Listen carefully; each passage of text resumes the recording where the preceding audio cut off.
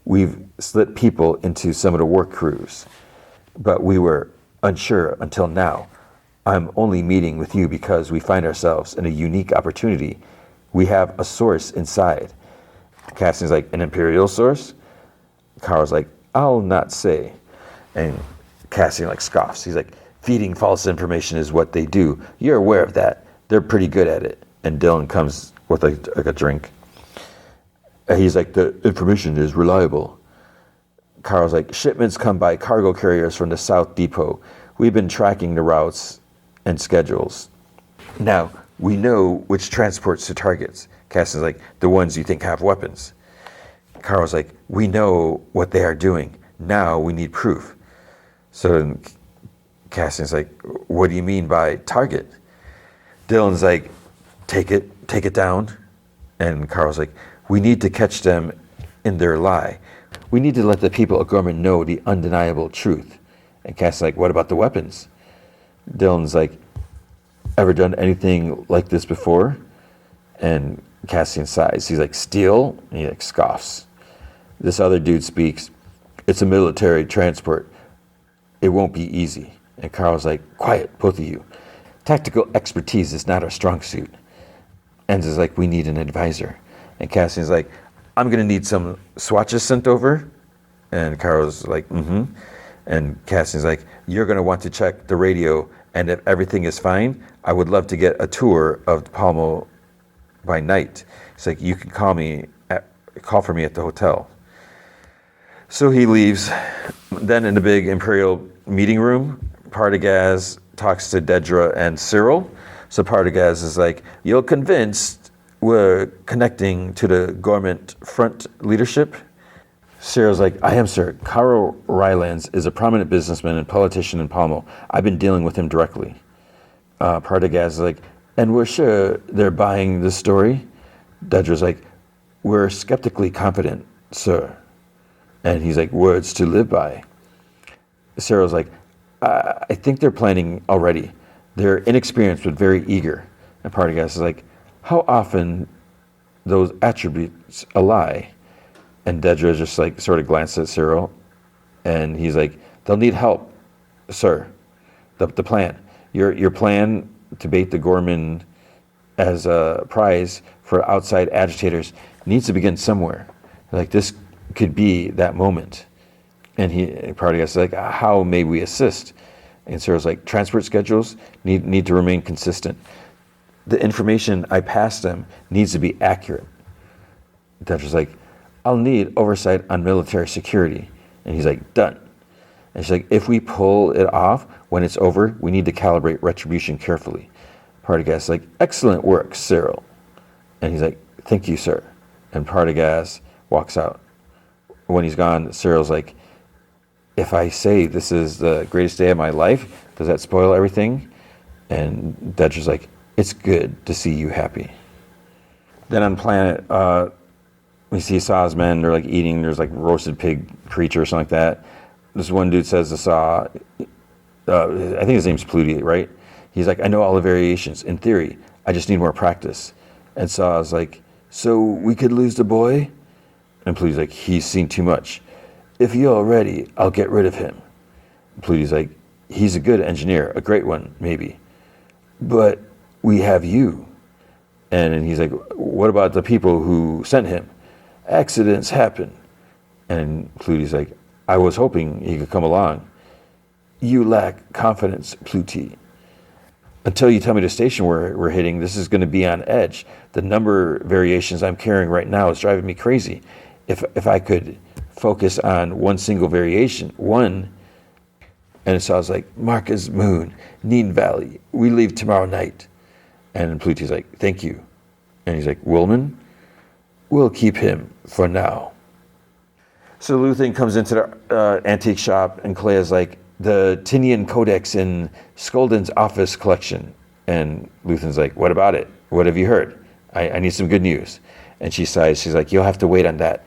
There's another piece, the Corilo Chalice. Apparently, it's a forgery. They're going to examine everything in the collection. They'll find our microphone. And Luthen's like, you heard this on the bug? And she's like, They're taking everything out the day after the party. And Luthen looks concerned. So a transport convoy is traveling through the rain. The Gormans are watching, and Cassian is like, he's up on a rooftop. He's told that they never send more than 3 transports at a time. The one that they're interested in always travels alone.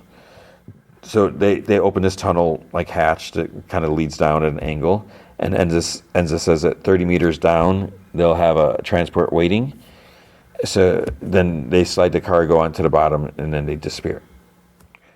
Luthen is like, let's keep making avoidable mistakes, and Clea like scoffs. She's like, let's keep overreacting, and Luthen's like, I wouldn't be so upset if I hadn't predicted it. And she's like, this solves nothing. And Luthen, he continues, like, and for what? What have we ever heard? And she's like, are you done? And he's like, let's put a bug in Davos Golden's office that leads directly back to us. And she's like, it didn't seem to bother you when we caught Yorlin lying. He's like, oh, seriously?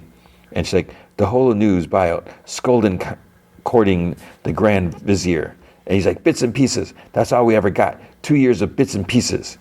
And he's like, he says that real loud. And she's like, you agreed to it. And he's like, I let you talk me into anything.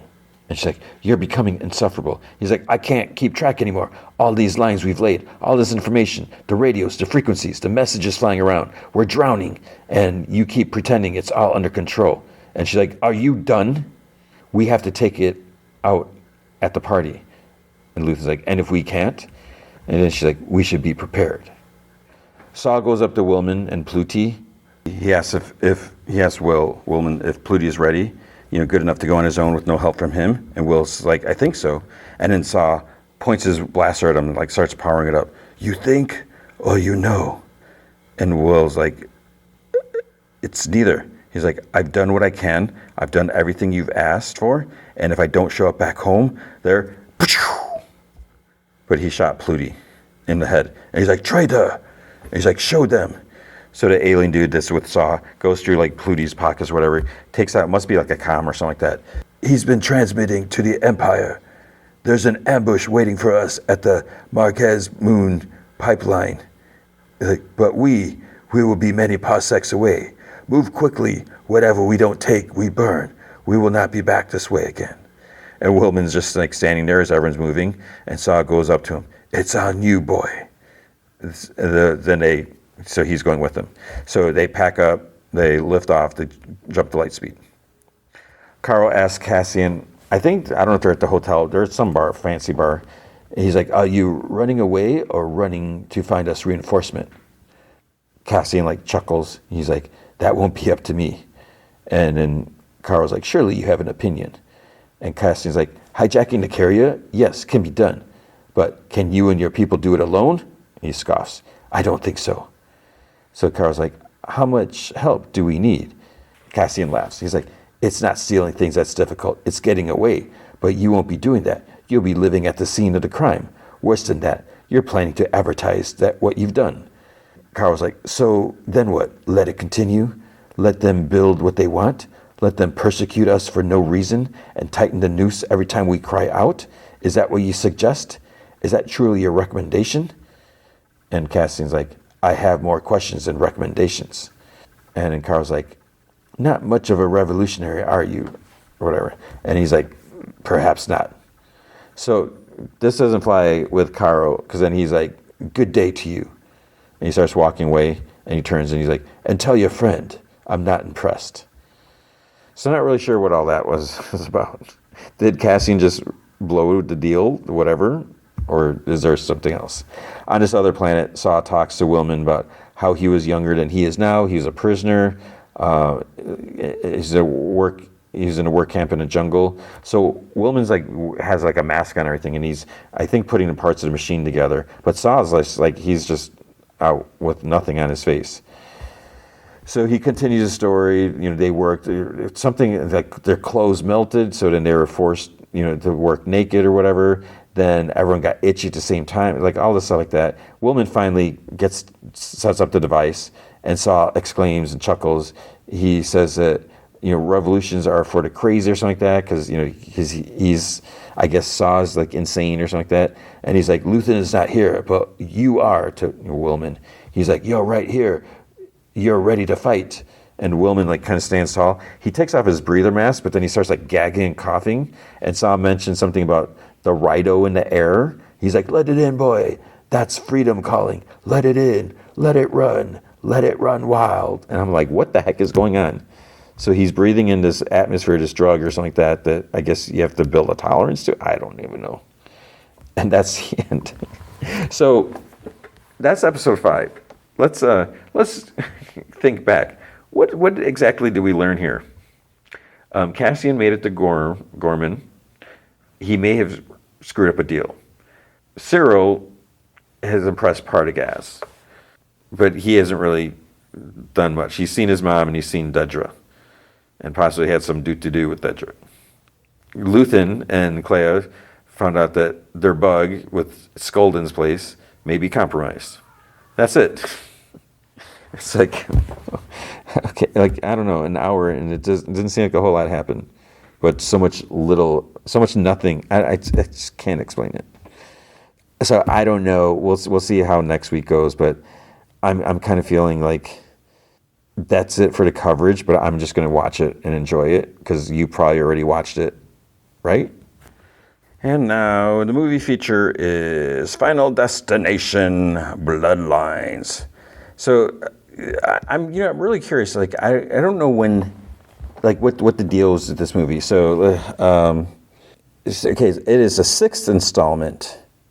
Okay, so the last one, Final Destination 5, came out in 2011. Holy cow! But I feel like I thought I saw something. So before the release of Final Destination 5 in 2011, actor Tony Todd said that if the film were to be successful, 2 sequels would be filmed back to back. So that was in 2011. In January 2019, New Line Cinema announced a new installment was in development. Let's see. In March 2020, series producer Craig Perry said the film would be set in the world of first responders and feature EMTs, firefighters, and police officers. When asked if this was the same canon in the previous installment, he said, "Reboot is probably too strong a word. It makes it sound like they're going to change everything, but it's definitely Final Destination." So, okay, that, I don't know about that. Then in 2021, Laurie Evans Taylor was reported to be a new writer. 2022, HBO Max announced it would distribute the film.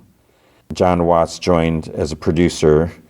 Okay, all right. So, I mean, it sounds like things have changed for a bit.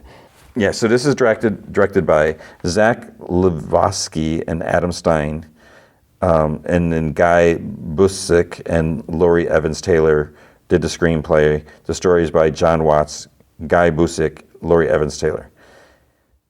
Now, the whole thing, yeah, so I really should have checked to see the other ones, because I don't think I watched many of the other ones. I know for sure I watched the first one.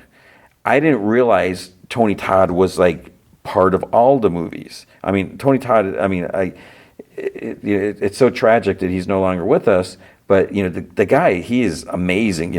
I feel like he's always nailed his performances. He just has his energy, just his presence. But that being said, when he was in this movie, I sadly almost didn't recognize him at first, and then I was thinking it's like yeah, that would have been a good Tony Todd role, and it was Tony Todd. I was like, oh man. So yeah, I didn't quite realize that Tony Todd had that connection, because I didn't see all these movies. So I think I mentioned something to say at the beginning of the episode. It feels like it was so long ago now.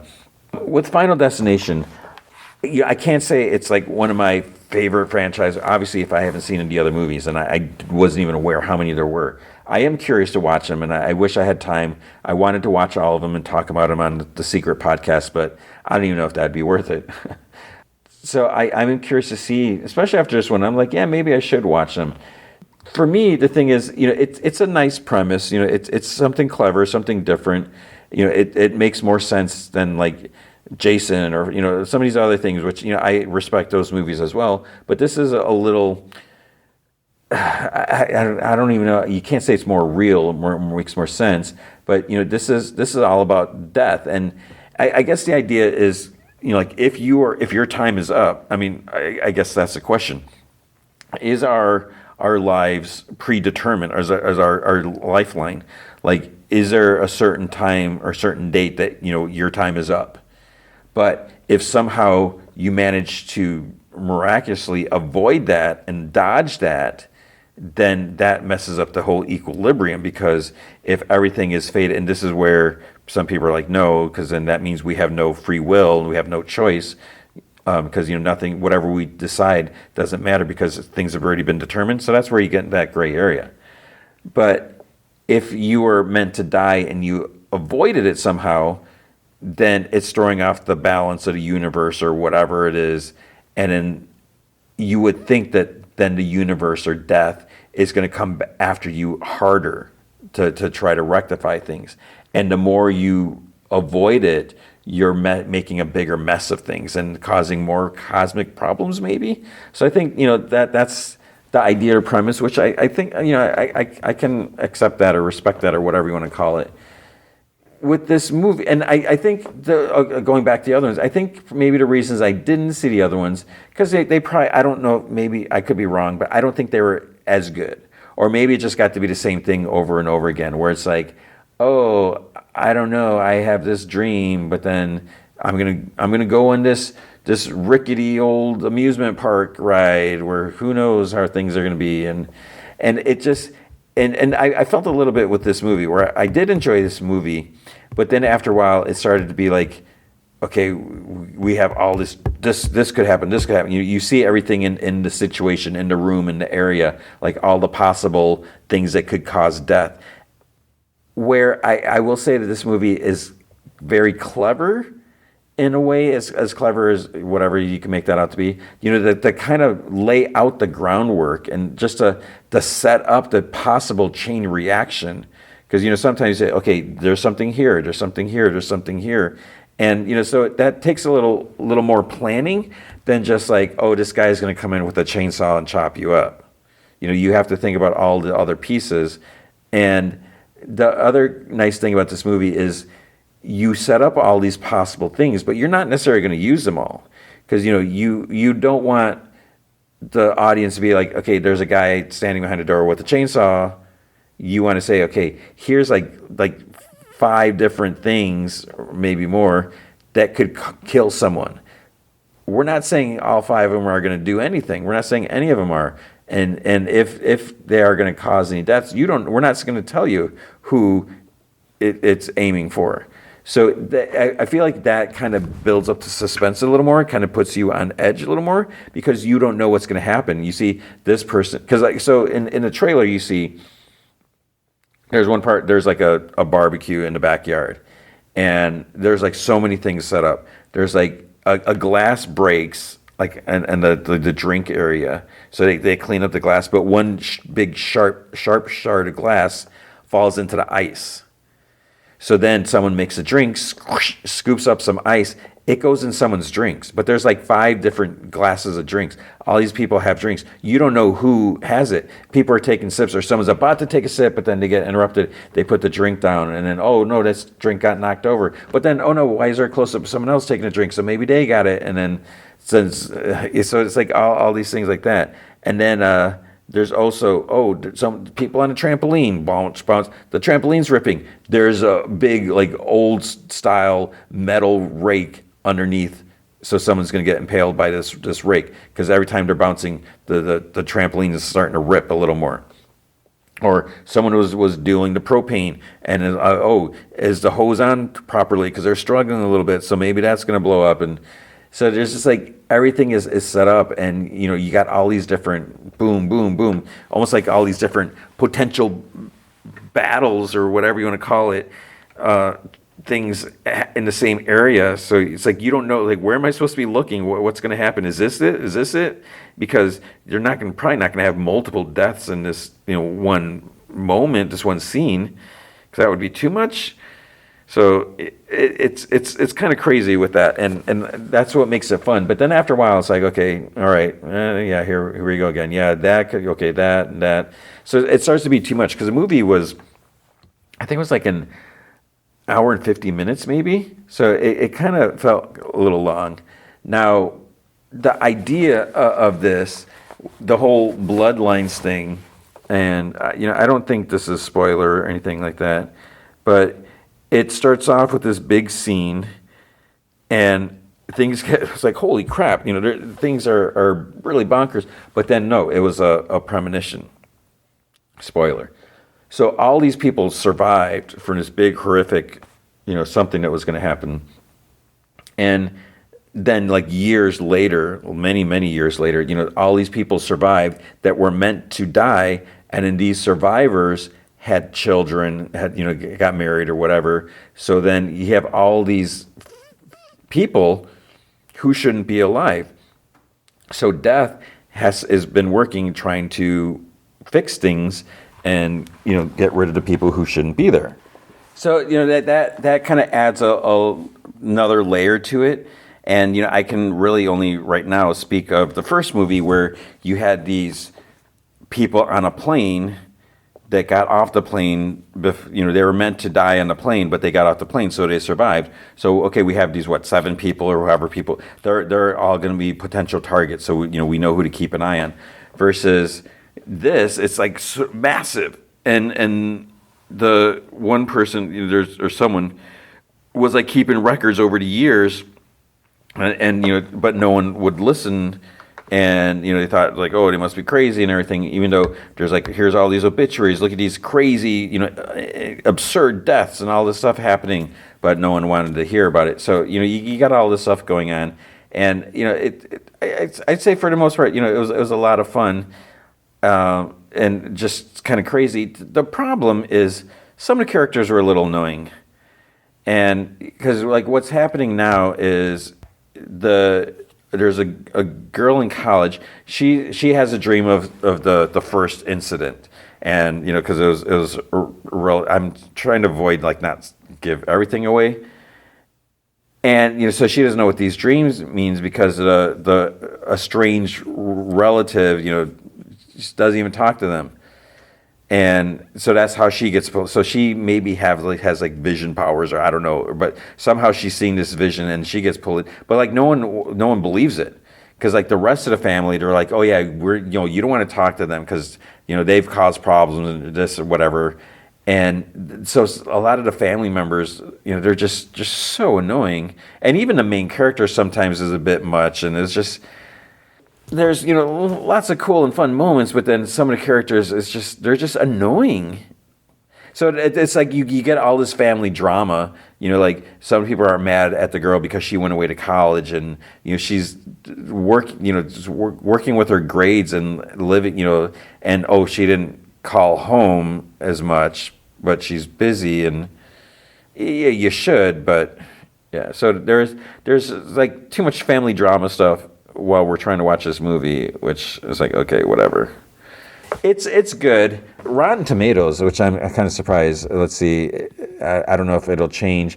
The critics right now is at a 92%. Audience is at a 90%. So people are enjoying it. That's the important thing. You look at a type of movie like this, you know what to expect. This is a silly movie about people dying, and there's going to be a lot of gruesome and creative deaths. That's what you're buying a ticket for, and it works. As long as you understand that, then yeah, there's a lot to appreciate here, and it's not going to be a work of art or whatever, artsy fartsy movie. So it's good. It's worth seeing. It's fun. And for someone who really enjoyed the first one, I have a lot of respect for it. But I didn't see many of the others.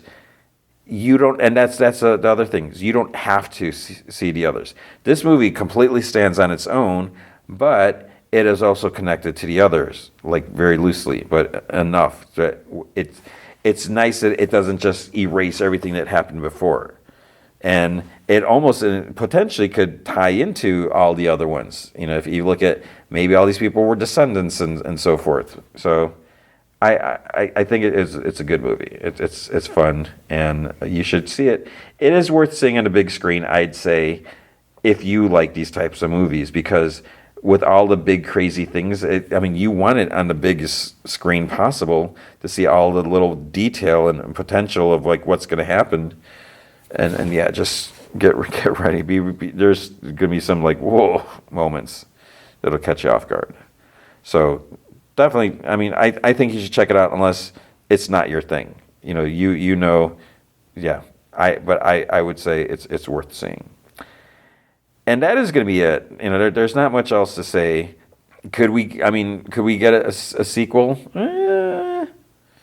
I'm sure you could always do it. There's always somehow, but we'll see. We'll see how this one does. Because the budget for this, I didn't mention that. The budget was $50 million, and I think so far it's made 5.9? Let's see, what is it? Yeah, it made 5.5 from Thursday night previews. So it's projected to make 35 to 40 million opening weekend. So if it makes 40 million, the budget was 50 million, and then hopefully it would not have a huge drop after that, and so we'll see. But yeah, like I said, I enjoyed it, so you should check it out. But that is going to be it. So thank you for checking out this week's episode. Big thanks to Andrew Loken. He is a big supporter. You can be a supporter by going to patreon.com/gmanfromheck. Any amount you can commit to will be awesome. If you commit at the Rick Jones tier or higher, you get access to the Secret Podcast from Heck, which is an additional 30 minutes of podcast entertainment every single week. I'm currently looking back at the origin of the Hobgoblin, so a lot of cool stories there. It's been a while since I've read some of them, but I just loved the whole mystery and the false leads and everything of that. But if you can't commit to a monthly commitment, you can also help out by going to coffee.com/gmanfromheck. You can buy me a virtual cup of coffee or 3, and that's ko-fi.com/gmanfromheck. So what's going to happen next week? The movie feature is going to be Mission Impossible, right? I'm pretty sure that's next week. And we'll do Doctor Who. We'll do Last of Us. I don't know about Star Wars. There was a new show that dropped on Apple TV called Murderbot. Unfortunately, I feel like that they probably dropped more than one episode, but maybe I'll try to check that out. Just at least do 1 or 2, see how that was. I think that's the only new stuff that's happening next week. Next Friday, or this Friday, is also Fear Street Prom Queen, but since that's a Friday, that's like my cutoff, so I don't know if I would get to that. And then let's see, Rick and Morty. I don't know if I'm going to do Rick and Morty because I think I still haven't seen a couple episodes. So I don't know. But I may drop Star Wars. I think it might be time. I just feel like I'm too far behind. But that's how it's going to go. So hopefully you're doing fine. Let me know. If you want more Star Wars, I'll keep going. But I can't guarantee him. I obviously I won't be doing more than one episode a week. But if you want to hear more Andor, I will do it. Otherwise, we will move on. So I hope you're doing well. I hope you're taking care of yourself. I'm going to be honest right now. If you could tell, I started getting a little tired during this episode. Maybe that happens every week. But I was just like, I was kind of losing it. I was like, wait, what? And I had to pause and what was I saying?